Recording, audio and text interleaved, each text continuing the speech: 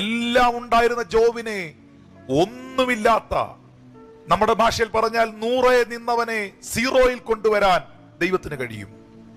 എന്നാൽ ആ ജോബ് 0 നിൽക്കുമ്പോഴും ജീവനുള്ള ദൈവത്തെ മാനിച്ചതിനാൽ ഞാൻ ഉറപ്പായും വിശ്വസിക്കുന്നു, തിരുവെടുത്ത് പറയുന്നു, ഇയ്യോബിനെ ആദ്യകാലങ്ങളിൽ ദൈവം അനുഗ്രഹിച്ചതിനേക്കാൾ അധികം പിന്നത്തേതിൽ ദൈവം അനുഗ്രഹിച്ചു. അതെ, ആടുമാടുകളും വസ്തുവകകളും പുത്രപുത്രി സമ്പത്തുകളുമുള്ള മനുഷ്യനെ ഒരോട്ട് കഷ്ണമുള്ളവനാക്കി മാത്രം മാറ്റി തന്റെ വ്രണം ചുരുണ്ടുന്ന ഒരു സാഹചര്യത്തിൽ എത്തിക്കുവാൻ ദൈവത്തിന് കഴിയും.